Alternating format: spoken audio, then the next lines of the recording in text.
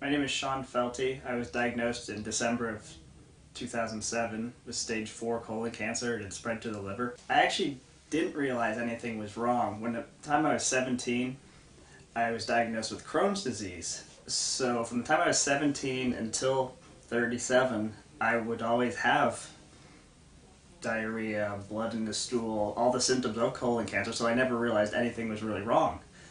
The only thing that was just a little abnormal for me, I had a slight fever, like a low-grade fever, 99.1 or something, for about 2 months.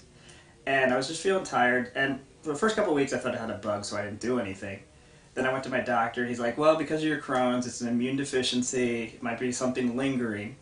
So we didn't do anything for a couple more weeks. So finally, one night, it was a Friday night, my fever jumped up to over 103, and I went into the ER.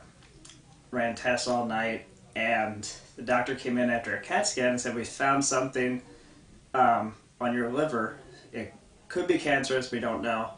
And right after that, the nurse had come in by herself, and she was almost in tears, which kind of frightened me, so I didn't know what was going on. So the following Monday, I went to see my GI specialist to have a colonoscopy, and I remember my mom telling me, because I was still knocked out from the anesthesia, that he had called her and said he was stunned because we had just done a colonoscopy 2 years prior, and he couldn't get the scope through because I was almost completely blocked.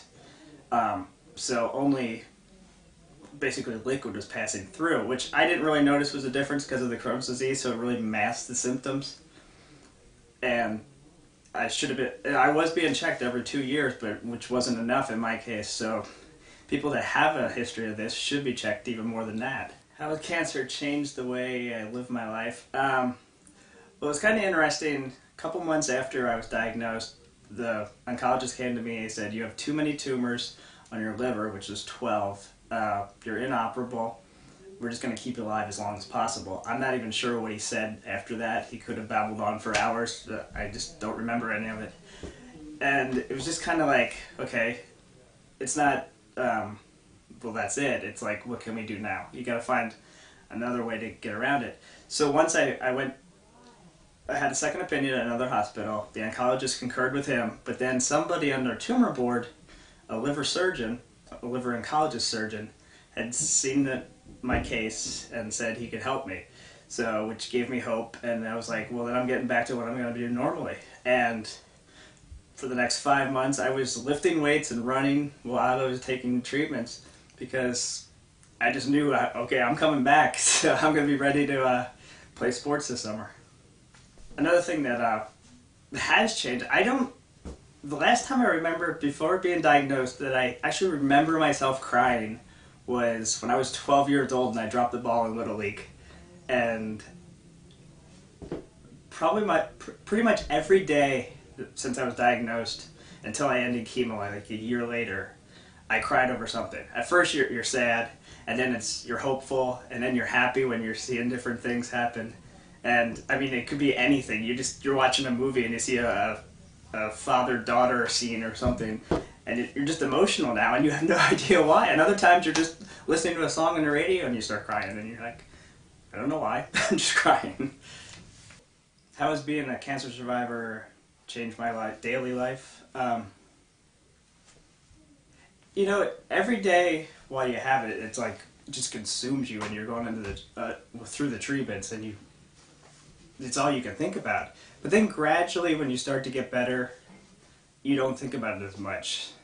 I mean, you see scars from surgeries and stuff, but there's always something there, and then you feel like, at first everybody's asking you, oh, how are you doing today, and you tell them, but then you start to get used to that, and you start telling them how you feel, and you're like, am I just bothering them with my problem now? Which isn't really a problem anymore, but it's just, it seems like whenever somebody asks you the question, how are you doing, you say it to everybody, but you don't know, are they just saying that? Is that their greeting hello, or are they still asking you how you're doing because they want to know?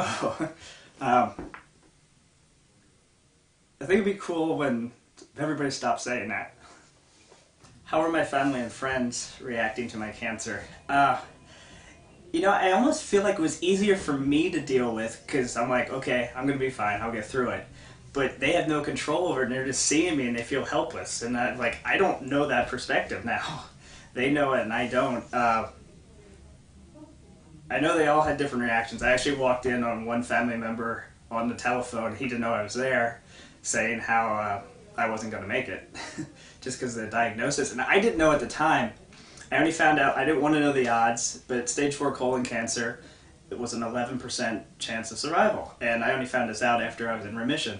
And I'm glad I didn't know the numbers. I didn't want to know. And then I went around telling my friends this, and they're like, oh, yeah, we knew. We didn't tell you. And I'm so glad they didn't.